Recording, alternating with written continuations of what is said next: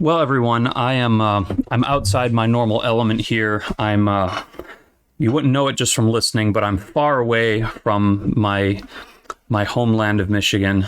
I'm in where the heck am I? Is this Hamilton? Hamilton, Canada. I'm in Hamilton, Ontario, in Canada, visiting the very talented Tolentino family. Oh. And I'm here sitting down with one of my students, Rain, and gosh, we've been doing a lot, haven't we? This was a busy day. Both today and yesterday. You've been here since yesterday, and we've done so much in, 24 hours? Yes.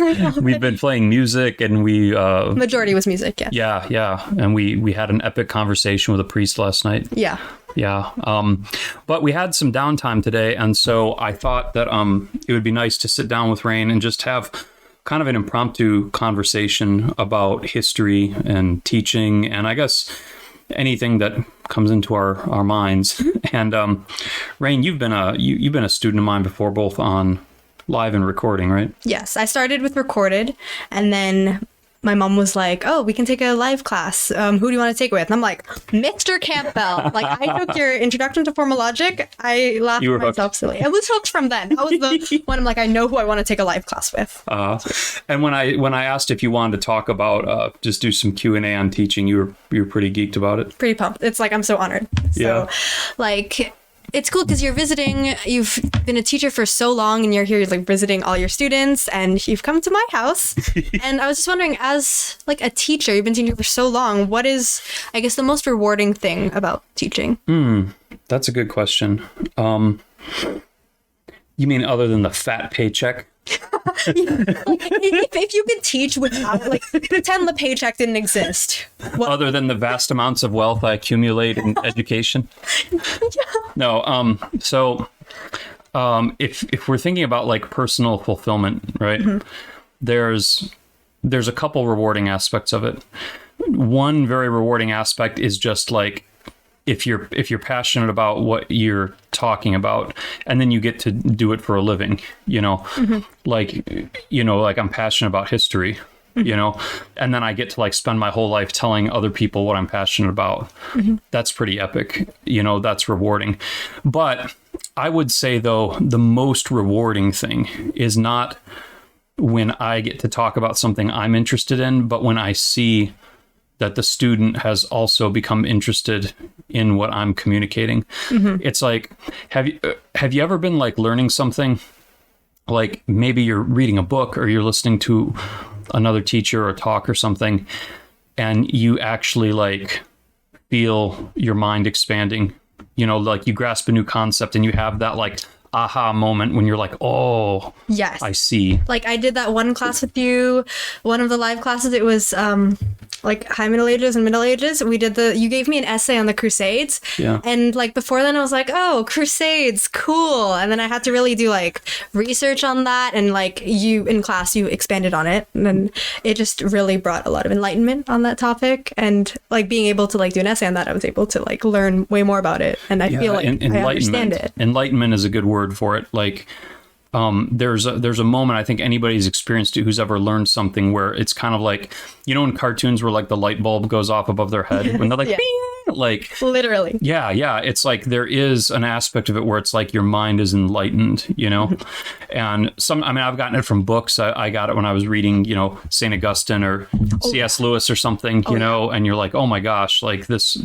So, as a teacher, when I'm up there teaching and then I can see it in the students' faces, mm-hmm.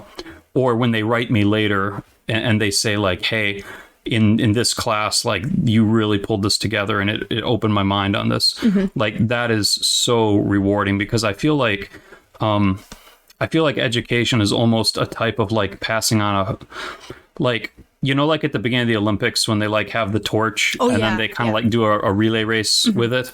Or at the Easter Vigil where you have the candle and you pass the light along. I love that. That imagery of both of those. Yes, it's a beautiful imagery, but I think it's appropriate for education as well, because mm-hmm. it feels like I've received a treasury of knowledge from the people that came before me, mm-hmm. that I read in books and stuff or experienced.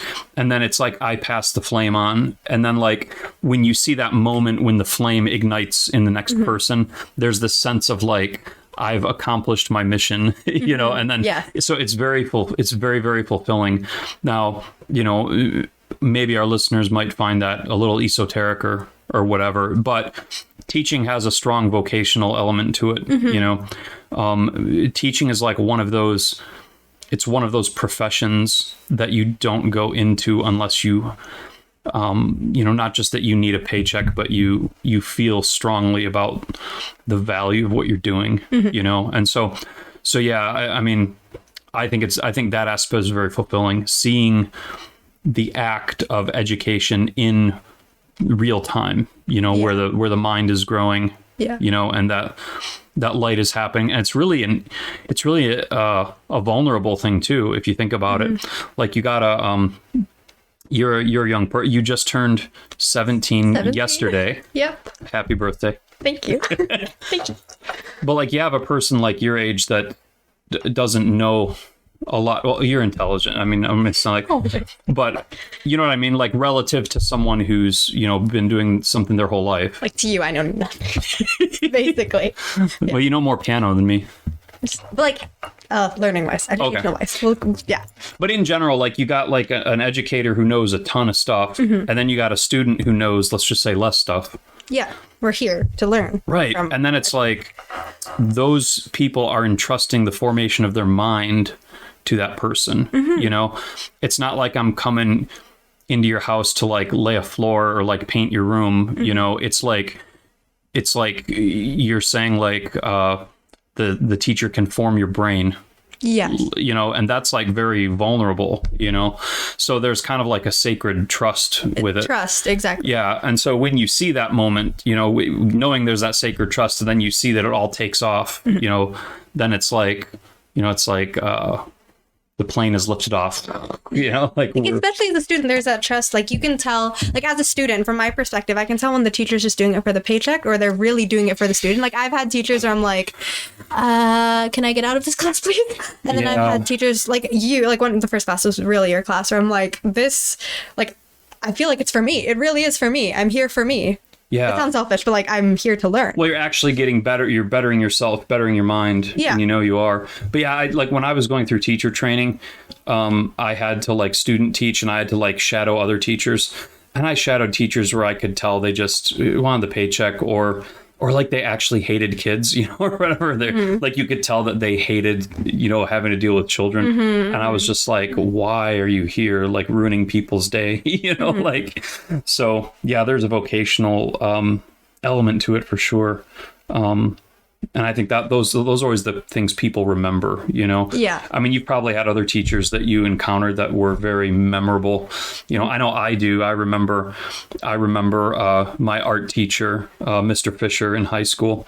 Oh. You know, I still remember him, Grant Fisher. He's probably dead now. I don't know. Aww. But he was just very passionate about art, and he was very like, he let me do my thing, you know, like, I came into this class, I was like an awkward, you know, teenager going through stuff. I had artistic talent, but I was a little bit outside the box. He just was like, you know, just let me do my thing. And he would encourage me, and he'd come up to me and be like, you know, hey, you want to learn how to, you know, make a clay bust, you know, you want to learn how to fire jewelry, you know, or whatever. And we do these things, you know, and what?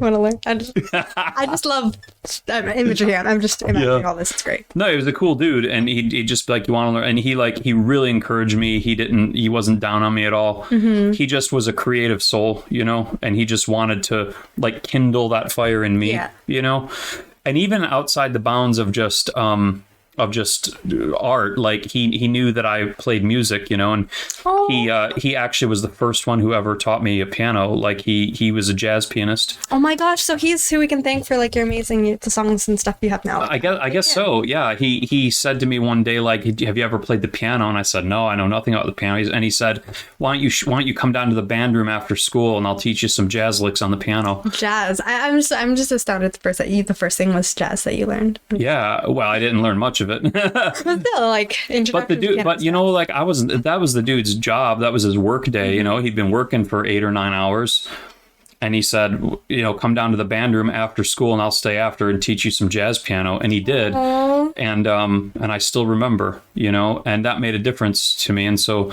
he was one of those teachers where after I graduated, I'd come back and visit him every couple of years, and until one year I went back and he wasn't there. He'd retired, but those teachers make a difference For sure. Yeah. So I completely agree. But for him it was art. For me it's history. Yeah. So speaking of like history, so that's your main thing you teach, and you teach on HSC. You're known as one of the history teachers. History with Mr. Campbell. Yeah. What do you think? Like from your perspective as a history teacher, you're really passionate about this subject. Why do you think it's important to learn it? It took me many years to really understand this question myself, because for a long time, it was just something that I was interested in and I wanted to share it with others. But I struggled to explain the value of it. Like if a kid or a parent was like, well, why does my child actually need to learn this? Why is history important? I struggled other than answering like, oh, it's freaking cool, like your credits. Yeah, your credits. Well, they teach us in psychology and in the College of Education, which is teacher school that I always talk about, the education college. Yeah. You learn about human motivation, intrinsic motivation versus extrinsic motivation. Yeah. Extrinsic is like, I can get people to do any number of things by external stimuli, by saying like, do this or I'll give you an F, do this or I'll get you in trouble, do this and I'll give you candy, whatever. And you can get people to do things by that, but like their heart's not in it necessarily. They're just like, okay, yeah, check the box. So it's kind of like, what is the intrinsic reason why someone should learn history? And the key to me was really finding a passage from Cicero where he says that he who is ignorant of what's gone before him is in some ways always a child. Like that if you haven't, you think about a little kid, like little kids, like they have no concept about the future. They don't think about it.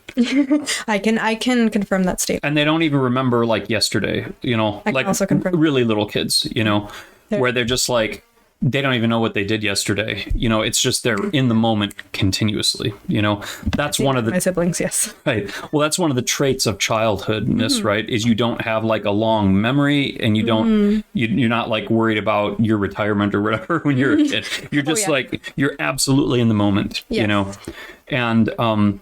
And Cicero says that's the state of a person who doesn't know their history, is like they're always a child in some sense, because they have no sense of where they've come from or where we're going, either as as a country, as a religion, whatever group you happen to be part of. You're Filipino, Yep. And it's like, if you had no knowledge of like, okay, I'm Filipino, like how did we get here in Canada? Yeah. Like where's the Philippines? That's why I really appreciated your book, Story of the Philippines. It's great, by the way. Thanks for the plug, Rain. They're great. But you know what I mean? It's like, imagine if you're just here and you have no concept of why your family's here, where you came from. It's kind of like, that's a very childish approach to life,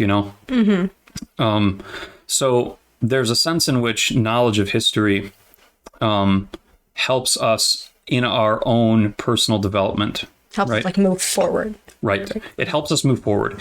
It is the equivalent of like when you're little and you start to pay attention to things, and you see like pictures of your family on the wall, of like your grandpas or your great people who have gone before. You're like, Mommy, who's that? Yes. Mom, who was your mom? Like you start asking questions about your own family. Yes. And then you start to fill out, okay, this is who we are. This is who the Tolentinos are. This is who the Campbells are. But like history is that same process by extension. It's more like extended to your country or your people or the whole human race, where we've all come from. And history, you're familiar with the concept of the liberal arts, right? Yes. What is it? Like, here's me being really bad at describing things. I don't know, it's like English or like, I'm not like studies that are... Well, what makes the difference between a liberal art and a non-liberal art? Oh, that I don't know. Okay. Do you know why they're called liberal arts? Not exactly. Yeah. Have a bit But you know some of the liberal arts. You mentioned like literature is one. literature, English, and Yeah, music is one. music. Yeah. Yeah. So the liberal arts in the Latin libera, which is free, right? So the liberal arts are those which are free from utilitarian purposes. Like we don't learn them in other words, we don't learn them because they help us make a living, you know. Well, I mean, you can make a living, you know, teaching them, but like why do you read poetry or play music? It's like fun. It gives you, it just makes you feel good. Yeah. But it does not, like, you don't learn poetry because like this is a practical skill that's going to help you make money in the world, you know. It's not the same as, say, like learning to master a piece of software or learning to Math or learning to build a house or something. You know, it's not utilitarian. Or cooking. Yeah. But nevertheless, these things are very important. Literature is important, poetry, music. These things are tremendously important. And they're called liberal because they're free from being ordered towards utilitarian ends. We study poetry and music because it's good for its own sake. Oh, interesting. I didn't know that's why. Like, I like liberal. I knew it's like religious freedom, but I know free from what and that. Well, there's a double entendre on it because it also means liberal in the sense that free, like only free men in the old days had the leisure to pursue the liberal arts because this come back from ancient Greece and Rome. The slave class didn't have the leisure to do that. So the liberal arts, this was what free people studied, was literature and art and things like that, because that was proper to people who didn't have to slave their lives away, you know. But at any rate, the Greeks counted history as one of the liberal arts, which it even had its own muse. I want to say it's Clio. Oh yeah, I'm sorry. I like really, really, really love Greek mythology, and the muses were like all liberal arts. Yeah. So the muses are the liberal arts, you know. And the Greeks had like a devotion to, like they had those, well, like minor gods because they really appreciated the value of the liberal arts. So yeah, exactly. So it tells you that they viewed history in the same category as they viewed like poetry or art, music. It was something that was to be enjoyed for its own sake. And not just enjoyed for its own sake, but as you learn it, it develops your human potential. One other thing about the liberal arts is that they aren't just enjoyable for their own sake. They cultivate human nature, right? Oh, I agree. Yeah. 100%, yes. Right. So when you learn to, when you learn, when you learn to appreciate poetry or literature, it's not just that you're appreciating this particular piece of poetry. You're learning to have a well-rounded approach to writing itself. You know, yes, they're disciplines that form your mind. They form your character itself, and history does that by the way that it forms our character relative to our identity in the world. Yes, our identity as our family history, nation, religion, ethnicity, language group, whatever. So history is what rounds out our view of our identity. And that's extremely valuable. Like, that's integral to who we are. A person who has no identity, a person who has no history has no identity. Yes. Like, there's lots of movies where someone has amnesia or something. Like Anastasia. Yeah, Anastasia, or like Jason Bourne or something, you know? Like, where at the beginning he wakes up floating in the ocean, he doesn't know who he is. It's very disorienting to, like, not know who you are. Yeah, but think about it this way. If you have no history, then you have no identity. You know, like if right now you forgot all your history, like you forgot where you came from, your family, what you've done, like you would be a blank slate. You know, like your history is your identity, or it constitutes your identity. Constitutes, I think. Yeah. Constitutes. So history is very integral to forming that relationship with our own identity. It makes us fully formed, functional, mature human beings. You know what I mean? Like, it gives us a sense of who we are. Like, it constitutes. I think there's more to us than like purely just history, but it definitely constitutes like a big part of who we are because it's what we do. Yeah, let's just say then if you forgot all your personal history, I wouldn't know who I am. Yeah, you wouldn't know who you were. To me, I wouldn't be anybody because I don't know who I am. Yeah, you'd be seriously deprived. Let's say that. Yeah. if you forgot everything. So That'd be very true. so that's why it blows my mind when I see people who they don't like. They often do these programs where people go on the street and they'll be like, who was the president during the Civil War or whatever? And these people are just like, oh, like they get the century wrong or they don't like. I'm just like, I watch those for cringe. For cringe. Yeah. But yeah. Well, I don't want to judge those people, but in my mind, I'm just like, I don't understand what, like, you ever like look at a, like a plant or something and you're like, I wonder it would be like what the existence of a plant is like what's its consciousness? I mean, or a dog or something. I'm like, yeah, nice. And I'm not comparing a person who doesn't know history to a dog. Yeah. But I'm saying like, I look at them and I wonder like, what is your conscious existence like that you don't know the most basic things. Something, a fundamental thing, like where your country came from or something, Like, how can you appreciate your country if you don't know where it came from? Yeah, and that's why Cicero says if you don't have that knowledge, you're like a child, So... Yeah, well, I think a part of the reason why some people, they don't know that part of history, like there's I don't want to say like a stigma, but sometimes there's a kind of like aversion to history that people will have because, there are some dark moments in the past. So I guess like as a teacher, when you cover those, what do you do when you encounter like a dark like period, a chapter in history? It could be of like your country, your church, but what do you do when you come to those? Oh, yeah. Like, well, I remember when I was young, like in my family on my dad's side, they were all Sicilian, And, people joke like, oh, mafia or whatever, No, but like, I knew my dad had 3 cousins, but I only ever saw 2 of them, He had these 3 cousins, Chris, Martin, and Mickey, right? Oh. And we only ever saw Chris and Mickey. And I was always like, where's Martin? And they'd be like, Martin's in prison, or whatever. Oh. And he was in prison the whole time I was growing up. Like, I never met him until I was an adult. He got out of prison. He'd committed a crime, before I was born, I think, or maybe when I was very little. And he was in prison for a long time, Mm-hmm. And it's interesting when you're a kid and you process that, you're just kind of like, this is my family, like Uncle Marty's in prison. That's it. Yeah. Sometimes it makes you feel like, oh, is that who I am? Or like... well, in the beginning, you don't think about that. You just think like, this is what happened, like, this is my family. He's in prison, So you don't know how to process that. Yeah, you don't. You just kind of internalize it as it's your story. It's your family story. Mm-hmm. And then later when you get older, you're like, what did he do? Like, Curiosity. Yeah, like, Dad, what do you think of him? Is he, I later met him and he was a fine, he seemed like a fine guy, and, mm-hmm. But it's a similar thing. You're Catholic or something and you're studying Catholic history, and then you run across some stories or some chapters that like you're not happy about, mm-hmm. Or at mm-hmm. first maybe you don't know what to do.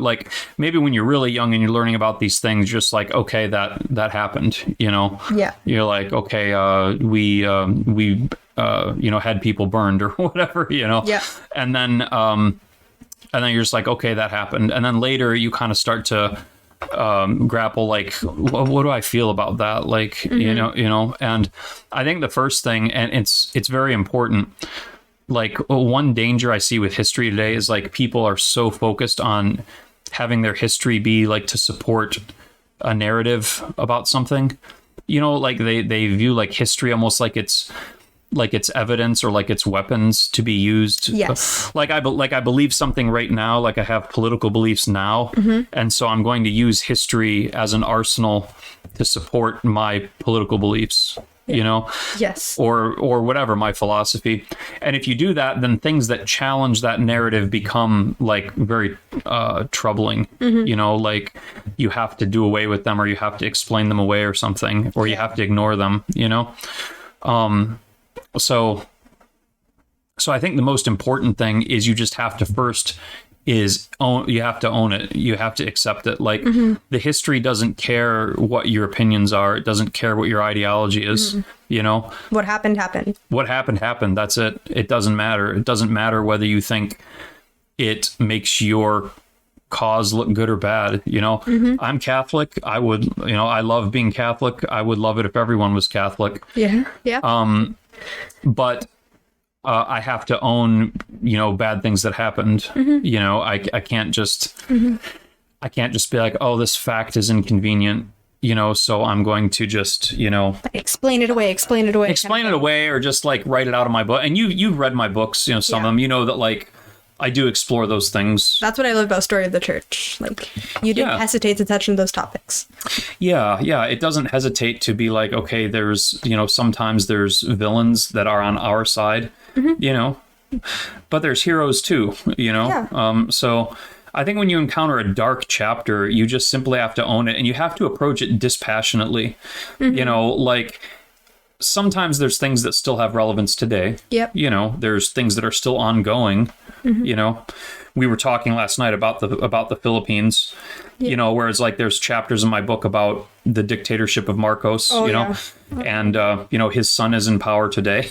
And there's still there's many people alive today who lived through, his reign. So there are also some ignorant of, what happened. So that's an example of a historical thing where people get worked up about it because it still has meaning in their life today. Like there's still, there's people who like, hey, my dad was killed by him, or something. Yeah. But I don't know. You just have to own it. You have to approach it dispassionately.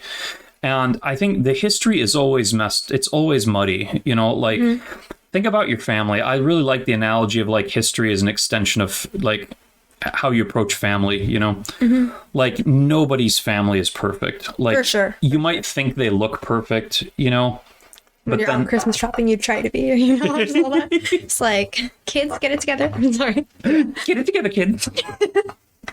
Yeah.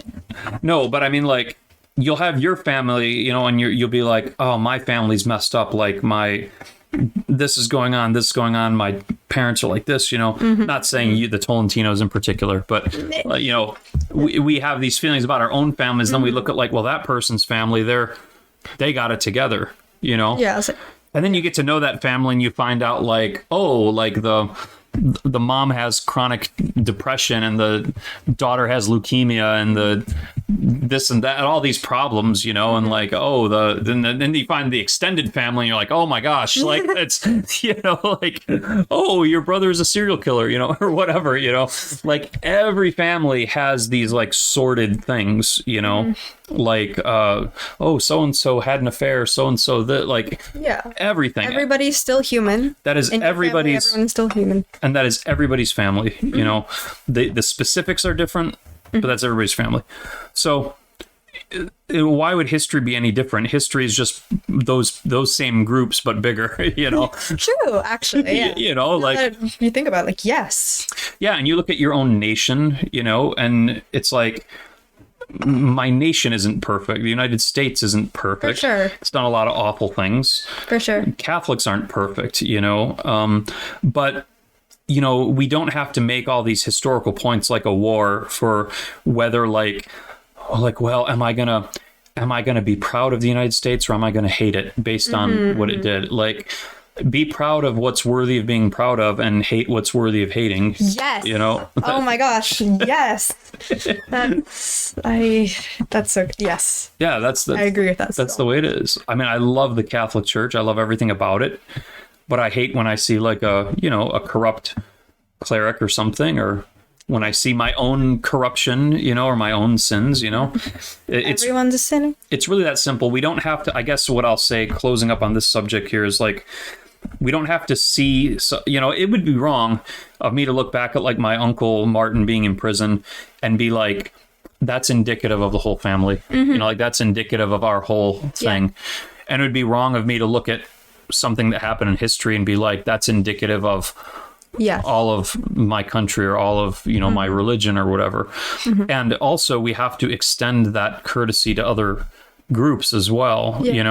If I try to treat my own history of my own religion or country with that sort of analytical, dispassionate approach, I have to extend that also when I'm studying Islamic history or whatever. I can't be like, ooh, let me dig up some dirt on filthy Muslims, to show how awful they are, I got to give everyone their due, if we simply focus on, history, the word history in Greek, historia, it just means questions, like inquiries, because the Greeks used to walk around, they'd go on like ancient, like tourist traps, like they go to the pyramids and they go to wherever, and they'd look at these things and they'd be like, who built that, and that was their historia, their inquiries, trying to figure out who built it. Oh, they learn from that. Yeah, and they don't really have an agenda. They just want to know, where did it come from? And that's the approach we have to have. We're simply trying to, ideally, in a perfect world, it would be as dispassionate as like math is, I know it can't be because there's an element of interpretation with history, but that's how it should be. Like, I don't have an axe to grind, when I'm studying. There are good things, there are bad things. Yeah, and where you are fooling yourself. That's why I always tell people there is no golden age, where everything was great. There's certain elements of history I admire of certain times. I admire medieval architecture very much, but the 13th century is not a golden age. I'm not letting a dentist touch me. That's for darn sure. Oh gosh. Yeah. So I think you summed that up so well, and even in your classes, like that's something I took away too from your classes and your books, like good things and bad things. Speaking of that, like if there was at least one thing you'd want students to take away from a history class, what would that be? Oh gosh, that's a I guess that depends on what I don't know, like in general, because every different history class has some points, Yeah. But in general, like, so history has a sense of like, how like once you do something, it's like it's done. Like you're just saying, like the history is done. What's done is done. Yes. Yeah, what's done is done, right? But this is like the paradox of it. Like that's only true after the fact. Like in the moment, like anything can happen. Yeah. You know what I mean? Yes. Like when it's going on, the future is unwritten. And I don't know. I'm sure God knows it, but we don't. So it's all unwritten.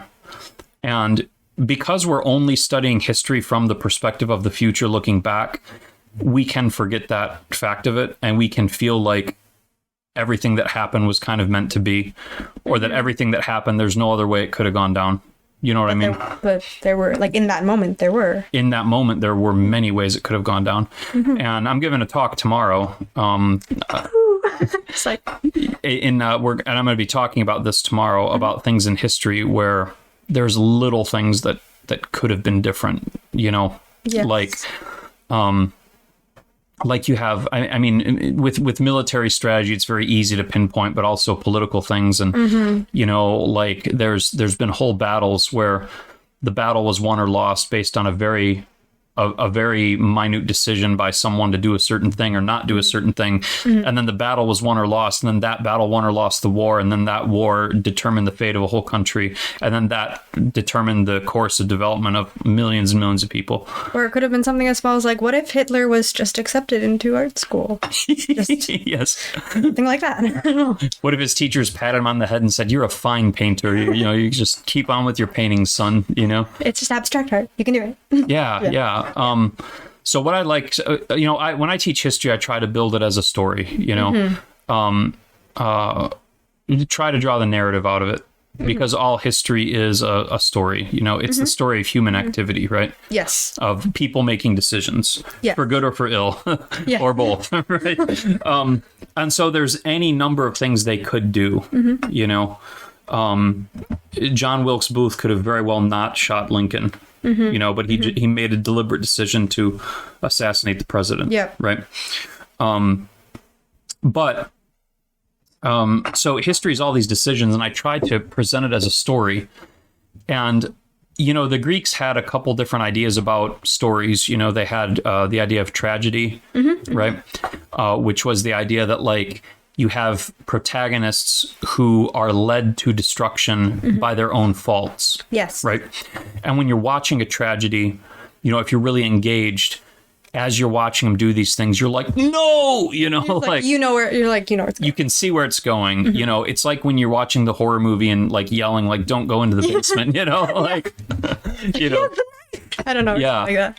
Or similarly, like if you watch a movie that's really heroic, and you're like I'm old enough to have watched, Lord of the Rings in the theater. Oh, and so jealous. You should be, because I'll tell you, there was never I never had a cinematic experience like that. Like I remember the way I felt watching The Fellowship of the Ring in the theater, and I was just like, I've never freaking seen anything like this. And I think anyone who's my age and will probably agree. But I remember when I was in the theater and I was watching The Two Towers. Yeah. The part where like at the Battle of Helm's Deep, there's the part where Theoden's like I don't know if Theoden and Aragorn, they're like, ride out with me, and they go out, and then Éomer and Gandalf show up over the hill. Oh my gosh, the sun comes down. It's so good. Okay, I've never told anyone this. It's not on recording, but like I cried in the movie theater when that happened. When like Éomer and Gandalf came over, and then like they smiled, and then they came down, and I was like, like I was like, everyone in the theater would have been like, right, like just full of that energy. Oh yeah, yeah. We don't have cinematic experiences like that anymore, but like. No. I call them man tears, but it's like they're very Chadley tears. They're Chadley tears, and they're tears like when like you're watching a battle or something, and you're like, yeah, like kill him. Like you're so in that moment. You're like, yes. Yeah. Like I was so in the moment, and like when the reinforcements came over the hill, I was like, like we're gonna be okay. You're like one with the characters, like you were suffering with the characters. Yes. And now you were saved with. And I'd never read Lord of the Rings before, so I like this story was brand new to me when I was watching it. So I was like, I was like, I wasn't like bawling, but like I had huge bleary, like there was like big huge tears like in my eyes, and I was just like, and you're just like, no, it's just really dusty right now. I just can't. I know, but like, so when you see something very heroic, it's the same thing. You're moved by the heroism, or you're like appalled by the evil or the stupidity. Yeah. When you're like, why would you do that? Yes. Oh my gosh. Yes. Yeah. And so I guess like to go back to like what I want students to take away, like when we're studying history, we're not studying something that has the necessity of like a math formula where like it had to unfold this way.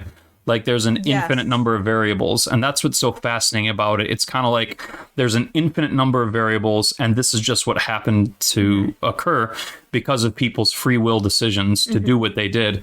And first of all, we can study that and just accept it. But then also we can look at where decisions were made that we think were harmful and be like, oh my gosh, this is horrible.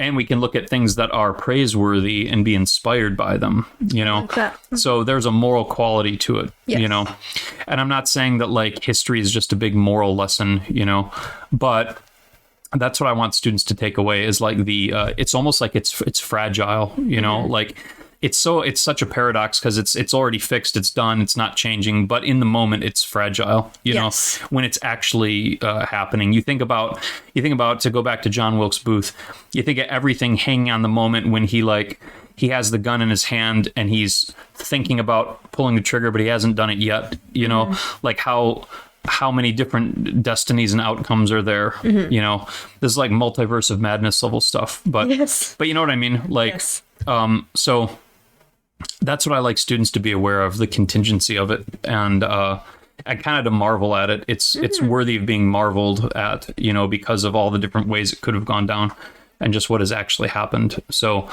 it's the best stuff. And I'll say this, sorry, I'm rambling about this, but it's really interesting. Like, it's good to hear. I don't know if they do this anymore, but when I was a kid, there was these movies where like a robot or something or an alien would come to Earth and they'd want to like learn about people. And it was like this trope where the robot would like get a history book or like they'd go on a computer and it'd show them like scrolling through like history really fast. That literally sounds like a Marvel movie or something. I don't know. Yeah. Or, or they take a book, you know, a history book, and they'd be like, like reading through the book really fast. Yeah. And I realized why it was always history. Like the alien wants to learn about humanity. Like, why didn't it pick up literature? Why didn't it pick up a book about our scientific achievements? I think the alien or the robot realizes the most accurate study of human nature is to look at what we've actually done. Yeah. You know? Oh my gosh, that just hits. Yeah. Yeah. And so I'm sorry, I can't think of any actual movie. Oh, it's, you know what? It's in The Fifth Element. You've probably never seen that, but ouch, I have not. And I think it's in the 80s movie Short Circuit too, with the little robot Johnny Five that's like reading all the books real fast, trying to understand humans by understanding history. So understanding history is like the most perfect study of human nature you're going to get, because it's like the aggregate of what all humans do together. You know what I mean? Yes. Yeah. So I don't know if that helps understand what you should take away from history class, but these are the sort of themes I like to dwell on. Ultimately, I hope they take away an A from the history class. 100%. And like a meme or two, you know. A meme, yeah. Class a memorable joke or meme or something. Or like 20 hours of Nyan Cat for some reason. I think that was the thing. 20 hours of Nyan Cat. One of the I feel so bad for that parent that yeah, so for those of you listening, that's the best thing I've ever. I don't remember what class was it. Logic. It was Logic. It was definitely. Yeah. So in Logic, one day I posted for the homework. I'm already laughing. I posted a link to a video that was 10 hours of Nyan Cat. It was probably 10 hours. No, it was 10 hours. Yeah. And Nyan Cat, if you don't know, it's like it's a pixelated 8-bit cartoon cat with the body of a Pop-Tart, and it shoots out a rainbow behind it. And it sings this song. I don't know why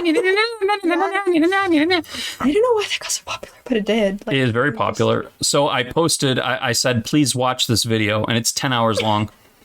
And I thought it was obviously a joke. I want to say I watched like 5 minutes of it. Like I dedicated a good chunk of my day to that. I can get about 17 minutes into it before I start getting brain damage, I think. Oh. So anyhow, this parent emailed me and she's like, Mr. Campbell, we want to understand the rationale of this assignment because do we really need to watch all 10 hours? I mean, I will if you say we have to, but and the thing, the non-cat video is like you've seen the whole thing after like 10 seconds. It's literally on repeat for 10 hours. It's on repeat. It's like a 10-second thing on repeat for 10 hours. Yeah. And she said, like, I made my kid listen to like 30 minutes of it. And does he have to listen to all 10 hours? That's the music that your son should study to. Or your kid, your daughter, like he studies to Nyan Cat. I wanted to be like, the fact that you answered that question means the answer is yes. No, anyhow. One of my favorite stories I've ever heard from you. But yeah. Speaking of kids and like students, so we've been talking about what students should take away, and you've been teaching kids for a while. What do you think, these days in the 2020s, what do you think kids need? In general, right? Not just like relating to history, but just what do kids need in general? Yes. Our generation. Yeah. My generation. Are you Gen Z? I am Gen Z to the core. Yeah. Does that mean you're the last like there's no more letters left?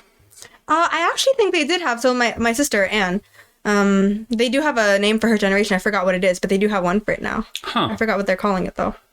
I was lucky enough to be at the very end of Gen X. I don't really want to be a millennial, but I'm lucky I'm at the very end of Gen. I'm like the last year that you can be Gen X. Yeah, like my mom and dad, there's like, they were like, we just barely caught it. You're the same age as my mom and dad. Like, we just barely caught it. Yes. Before I became like a millennial. So are millennials Gen Y then? Did they just... I don't know. It's like we just call them millennial. Yeah, I guess we do. Like, okay. Like you call the boomers. Yeah, the boomers. Yeah. Don't have a word for it. So what was the question? Oh yeah, what do kids need? I've been thinking about this a lot, like, because I obviously interact with many children, of all ages. I have kids, I've been teaching now since, I think I started teaching in 2007. Dang. So I've seen like the kids I first started teaching, they're like, I still talk to some of them. They're like 30 years old now and like married, they have kids, and every now and then some of them call me and say like, let's come over, have a bonfire or whatever. You cry little proud tears like this? I do. But and it's funny, those students of mine who are now 30, when I get together with them, they're like, the kids these days. Oh my! And like, when you were teaching them, you were like, I was. Man. I feel like kids these days, like everything seems so uncertain for them, so unstable. You know, like I think about things going on in the world or the economy. Like it's much harder for young people these days, and I'm not one of those people who is like, you know, if the kids would just do what I did back in 1983, then Society has changed since your time, you know? Yes, it has. It is objectively more difficult now to like, because I think Western civilization is in a slow decline. So I think I had it easier than people coming of age today, just like my parents had it easier than I did, I think, in certain ways. So I feel like there's a lot of like societal anxiety, you know, about the world, that sort of uncertainty. I feel like there's uncertainty about fundamental structures of society, about family, you know, about gender. Our generation's going like identity crisis, literally. Yes, you said it great, Rain. I think your generation has like an identity crisis that transcends every category, like whether it's family, religion, gender. You know, there's identity crisis. Yeah, and I think there's a sense that everything is in flux. You know, so I feel like. And maybe this is just my ignorant adult perspective, I don't know. But like what I get from talking to kids is that they need stability, you know? They need stable friendships, like ones that aren't like ephemeral online, you know? Not that you can't make real friends online. We met online. Yeah, for the record. Yes. But I mean, you know what I mean? Like so many friendships are very ephemeral. Yeah, you need those that ground, I guess. What's that? Like those that ground you, I guess. Yeah, like the friendships that mean something, you know? Like, I don't know, like my son plays video games with his friends. You know, he plays Fortnite or whatever, you know? Yeah. But I wonder, like, a lot of them he's never met, you know? Like, like, are you gonna be, like, seeing those people when you're 40? Like, I don't know. You know, are those the kind of people you can like have a nice sit down conversation with? Yeah, maybe you can, maybe you can. I'm not judging his Fortnite friends, but I'm saying like because of online stuff, like a lot of relationships we have are ephemeral, you know, and they don't ground you. When I was young, before you know, we grew up on the internet. You were very much kind of forged in your social identity by a friend group that you physically spent time with, you know. And so I feel like they need to have stable friendships. I feel like stable family life, you know, and that doesn't necessarily mean your families look a certain way, you know. You know, some kids are from single parent families, for sure, yeah. You know, but so I'm not saying everything needs to look a certain way, but like however it looks, like there can be stability within that context, you know. I wish there was more stability among Catholics in the church, you know. It's still a situation where Mass looks different depending on what church you go to. Oh, that's depending on what priest you get. That's you know? Also very true, yeah. Like I've been blessed to meet your priest, Father Dave, on multiple occasions. I know what he's about and what kind of Mass he does, but you know, if he left and they put in another guy that had different ideas, your parish life could change. They do that, or like in this diocese. We were also talking about this with our priest last night. Yes. Like our diocese will move priests around, I think every 4 years or so. Yeah. And like as a parishioner, it just feels very like anxiety inducing. You're just like, we're doing this again. Who do we have? What's the next 4 years gonna look like? Yeah. And so there's that uncertainty, and then there's like this probably isn't your problem. This is more of like a middle-aged problem. But like, you know, I read a thing where it said like technology, it's relating to technology and technological change. So technology that was there when you were born, you just accept it as the natural order of things. You know, it's just part of the world. That's true. And then technology that comes out between like when you're young up until you're about 30, then it's like it's new and exciting because you learn how to master this new thing. And then technology that comes out as you get older, it's like contrary to nature. It's like scary, you know? Oh my gosh. Yeah. And like, you know, the rate of technological change picks up, you know, like things keep getting more and more advanced, you know?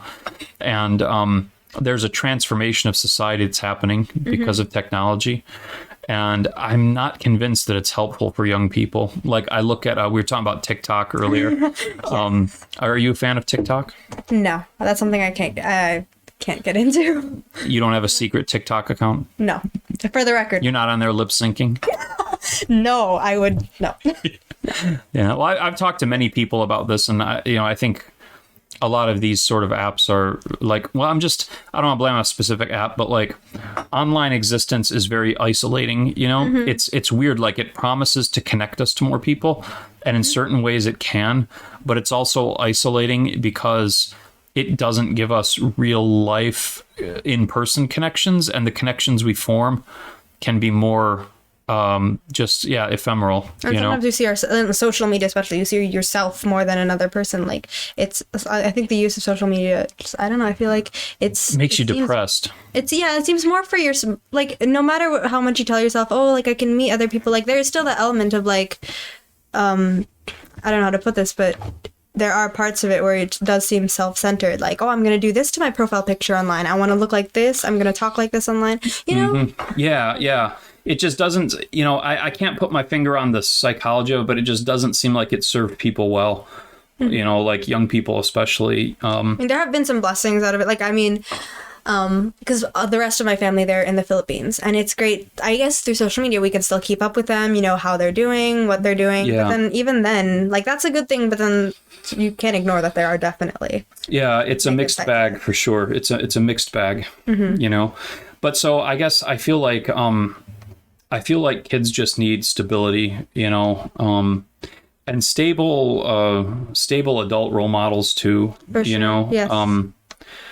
I've noticed that, well, I don't know, maybe this is a subject for another time, but I think I've talked about this many times to people, but like when people ask why my classes are successful or why like students like me or whatever, like the students will say like, oh, he's funny, you know, or memes. Like they'll be like, oh, he's great, you know, but like the issue is really this. The issue is that I learned over time, and I learned this from watching other teachers, both the good and the bad. Yeah. I learned that you have to talk to young people as equals. Not to say that you don't like scale your language based on what age you're talking to, obviously. Yeah. You know, I'm talking to a 10-year-old. I don't, you know, talk to them with adult words. With like complicated adult language. But like you have to talk to them as just normal people, as peers. Just treat them, treat them that way.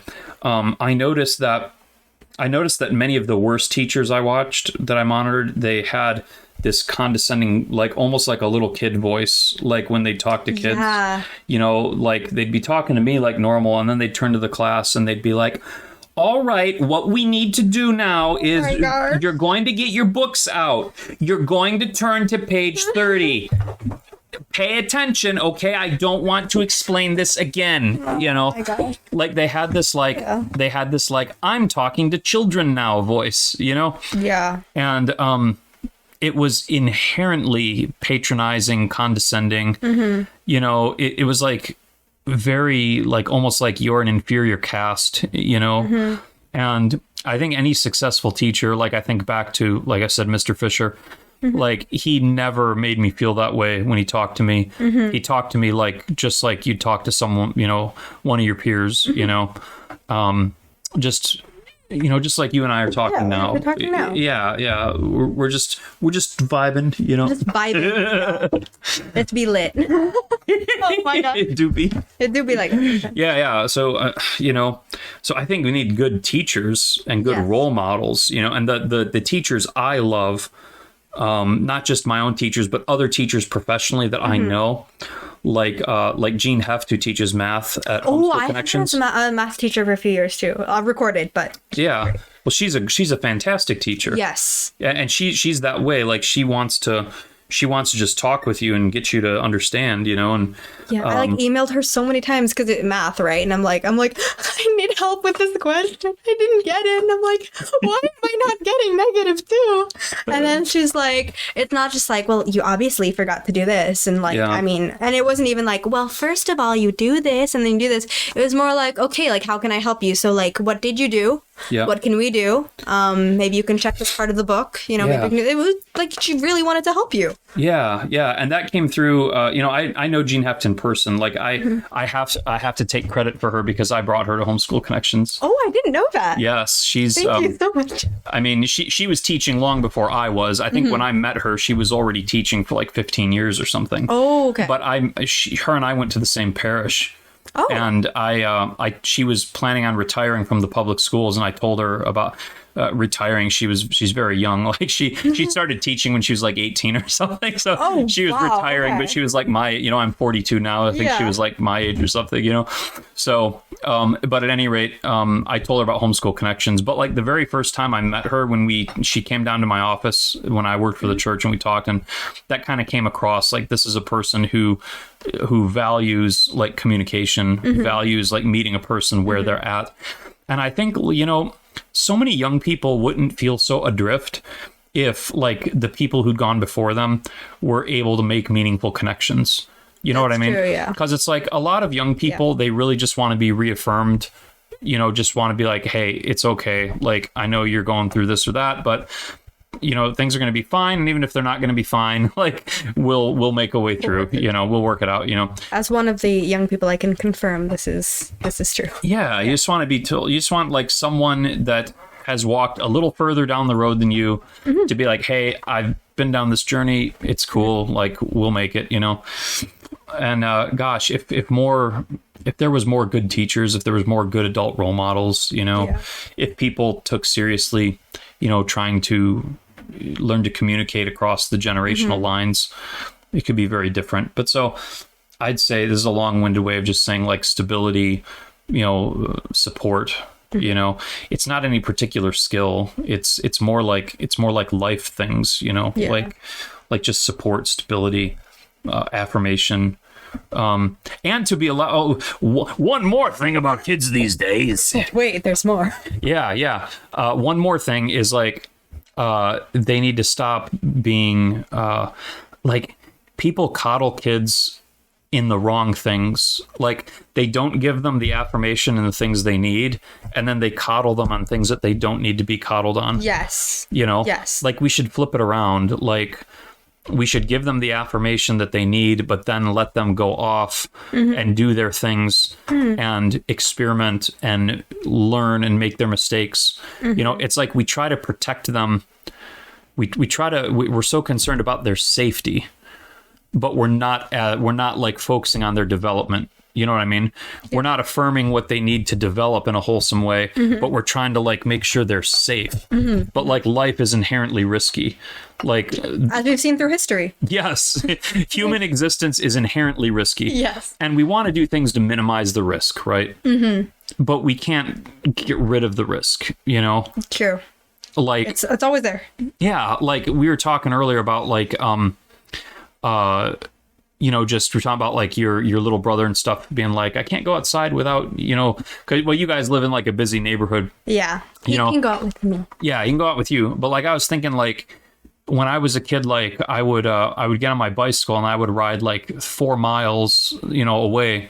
I'd ride into the city, Literally like Stranger Things and we're. Yeah. Like Stranger Things. I'd just ride to, I was driving home from church a week ago with my kids, and we were like way out we were out by my parents' house, and I was like, oh, I used to ride my bike down here and meet my friends and do this. And then we were driving. I was like, dang, this is a long way from my house. Like it took another 20 minutes in the car to get back to the house. Ooh. And I was like, I was remembering when I was a kid, I was like, yeah, it took me an hour to ride my bike down here, Wow. And I was thinking how in those days I'd just tell my parents like, I'm going out with my friends. I'll be back late when I was like 14, And you're like, oh, I have to be home by like. Yeah, I just knew to be home by the time it was dark or whatever, And I feel like my parents, they let me do that. You know, they just, you know, could they vouch that I was going to be entirely risk-free in whatever I was doing? No. Was it risk-free? No. You know, was it reasonably risk-free? Yes, you know, but like, I think now there's a lot of parents who like would not let their kids do that. Like, I'm like, what? I mean, for good cause. I guess also the area where you live in. The area you live in, yeah. If I was living in Detroit or something, you know, or, you probably know, that very sketchy part of Hamilton, you know. Yeah, where there's ninjas. Ninjas and the... Yeah, who want to marry themselves. Inside joke, guys. But I'm sorry. Really? Yeah, so it was interesting. Like, I feel like my parents, I think they were pretty good parents. Like, they nurtured me in the ways that I needed to be. You know, like my mom and dad always affirmed my gifts that I had. You know, they wanted to make sure that I had the right educational opportunities. They made sure I was taken care of. And, you know, but when it came to like experimenting with life, you know, like they let me go, you know, relative to my age, you know, but they let me go off and have my adventures, you know. Aww. And I feel like, and did I always make good decisions? No, I didn't. You know, I remember having to call my dad when I was 16 and, you know, being like, come pick me. The police say you have to come pick me up, you know, from the party because I'm drunk, you know, or whatever, you know. I mean, that happened once. For the record. Yeah. I want to stress once. You know, but but I feel like today it's opposite. I feel like kids, like, I feel like a lot of parents like neglect the developmental stuff. And they just try to like keep them very physically safe, you know, but they're not like affirming them emotionally. They're not having the sorts of conversations with them that need to be had. They're not like, you know, they're just kind of like letting them disappear onto TikTok, you know, or whatever. See, it's TikTok again. Yeah. So anyhow, we can go on about the problems with today's kids. And back in my day, I mean, you know. Well, I'm not even blaming it on them. You know, it's just I don't know. I'd say just let them have some adventures. Like when I was 13, I was exploring abandoned ruins of the empty hospital by my house, you know, with my friends at night. You know, like I'm not saying I want you kids to go break into stuff, but you know what I mean? Like we were... like, I can just imagine from your perspective, you're like, doing this. I don't know. Like, I just... Yeah, we were like, dude, there's a ruined hospital up in the forest. Like, let's go explore the basement. You guys felt like heroes in an epic adventure, like something. You were just like, something was about to happen. Yeah, well, this is the last thing I'll say on this topic because I know I'm rambling, but like, you know, there's a real psychological value to play, you know, because like real life is full of risk and danger, right? Play is where like kids simulate the risk and danger in a safe environment. You know, like when you're playing around, you're playing this and that.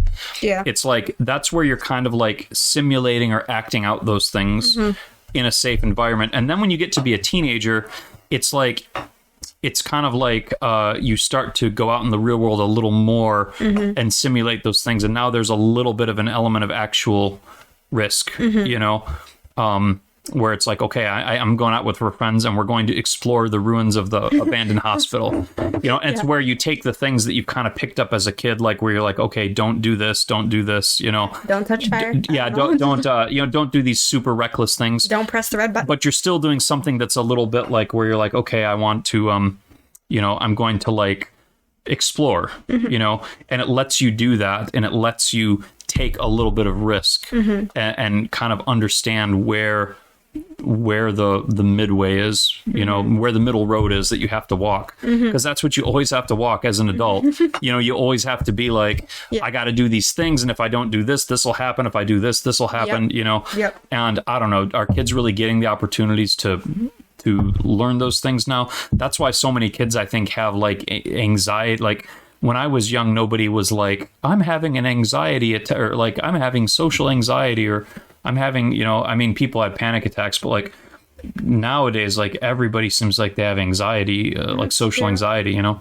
And I'm not saying it's not a struggle, but like that says something about our generation. That really does say something. Well, it says to me that we're throwing them into the world in a state that they're not prepared for in whatever sense. So we can talk about that another time, but I think it's interesting. Yeah.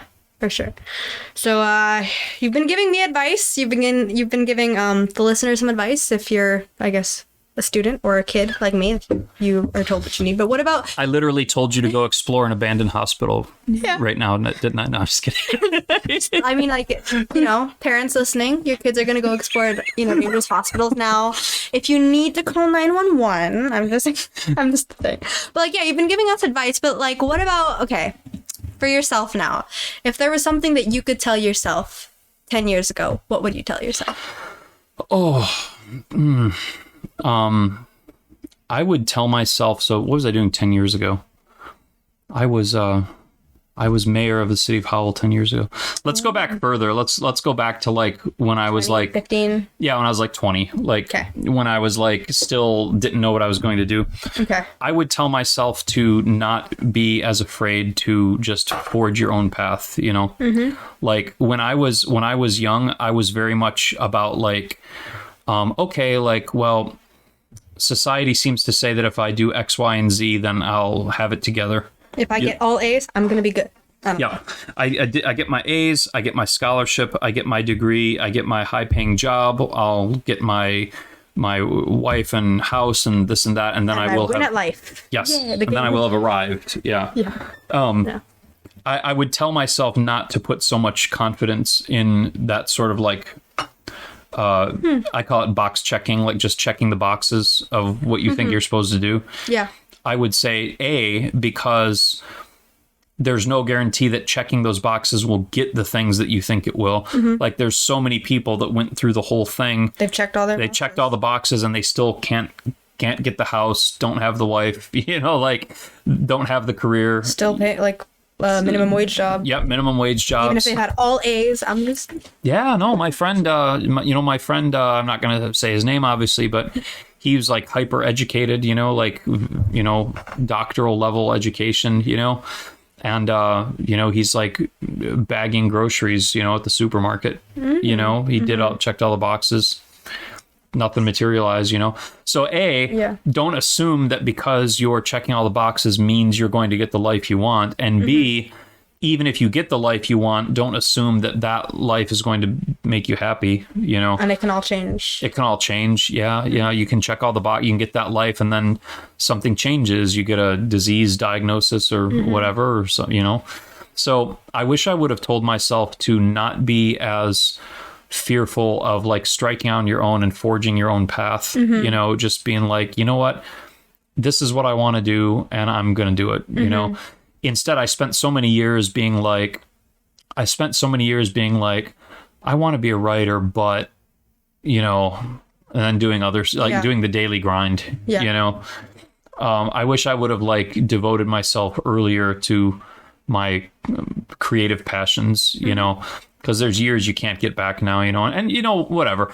I'm not saying I had a, you know, bad life. It's like everything you went through gets you to where you are now. Right. But I was very much like too scared to step out of line. You know, I was very much like, okay, like, you know, if I want to get a real good job, I have to do this. And then if I want to do this, you know, and like so much of it was nonsense, you know, like so much of it was like there's so many classes I took that I didn't need, or you know, or just went through and I was like, oh gosh, or like so many, you know, I just wish I would have like, I had these hunches and these aspirations and these like kind of like ideas of what I wanted to be, and like when I was young, I was like, oh, I was very insecure about them, so I was like, oh, that's silly, you know, like I need to just do the daily grind, you know, because that's more certainty. You know, more certainty. Yeah. But it ended up not being any more certainty, you know, and then at the end, I just find out spending time being like, oh, I wish I would have done this. I wish I would have done that, you know? Yeah. So I would go back and tell myself that. And I would tell myself also like, you know, when you get older, you never regret the things you don't regret the things you did so much as the things you didn't do. So like, I don't meet many older people who are like, oh, I did this and I wish I wouldn't have, you know. I mean, yeah, you do stupid thing, but like, they don't still bother you, you know, like there's stuff I did I wish I wouldn't have done. but it doesn't like keep me up at night, you know. But then there's other things that I could have done but I didn't do, and they're like deep regrets, you know, where it's like, oh, like I should have made this connection with that person. I should have devoted more energy to this, you know. So I would also go back and tell myself, you know, like the things that you're thinking about doing right now and you think they're dumb, or you think like you can't do them, like just do them, you know, like just try, you know. And then if it doesn't work out, you'll be like, I tried that, didn't work out. You won't be sitting there being like, oh, if only I would have done that, you know. Just try, you know. That's what I'd say. So I don't know if this is what parents like to hear, because I'm, you know, I'm always telling, you know, I often encounter kids who like they have like one idea, they want to do this, then their parents are very much, no, you can't do that. That's more of just like a hobby or whatever. And I'm always like telling the kid like, hey, like if you want to do it, like try to do it, you know, if you're passionate about it, you know. So I don't know. That's what I would tell myself. But, you know, praise God, I'm telling myself now. Yeah. And you've learned. I've learned. I guess one of the things you've learned, like to sum that all up, you would tell yourself that life is a journey. Yes, you have to embrace the adventure. It's a journey. It's not a destination. Beautifully said, Rain. that's what I got from your wisdom to yourself. Oh, good. Well, thank you. Yeah. Thanks. Well, we've been yakking for an hour and 10 minutes. So was that an hour? Yes, we've been talking for an hour and 10 minutes. We probably should wrap it up. It's good stuff though. This is good reflections. Good. You're a good interviewer. You're good to listen to. I am literally so honored to do this because I'm learning a lot. Well, thanks. Maybe we can do it again sometime next time I come back to Hamilton, Canada. Yeah. It's like totally. All right. Well, I hope you guys enjoyed listening to that. And if if you have any ideas for requests. Yeah, I'm not saying this is going to be a regular thing, but I thought it was pretty fun. Did you like it? Totally. Yes. Yeah. I think it's cool because I think a lot of your students were also wondering these things. And so now you've told us. Yeah. I should bring this microphone everywhere. Oh, the Traveling Mr. C podcast, your North American tour. Oh, yes. The Traveling Mr. C podcast. And like your students will interview. Who are you visiting next? I don't know. I don't have any plans yet. Who am I visiting next? I don't know. We can ask the cafe and everything. But like, you know, you can bring a mic and be like, well, I guess age is a thing too. Yeah. If you had like a 5-year-old, you know, we probably don't want them. Get like an 11-year-old. What's your favorite Marvel superhero? Have you ever tried this on Minecraft? Like, you know how to set off a rocket? I'm just like, but yeah, no, I'm not pointing fingers. But yeah, it's a great idea. You should take this with you. Yeah, I should take this microphone around and be like, I'll come visit you, but we have to interview me with 6 questions. Yes. Was that 6? That was 6. That was 6 questions. Technically, I guess. All right, Rain, thanks. It's been a blast. 6 and 60 minutes. A little over, 6 questions in 60 minutes. Yes. All right, everyone. So this is Mr. Campbell and Rain Tolentino. And thank you. Thanks, everyone. See ya. Peace out. Bye.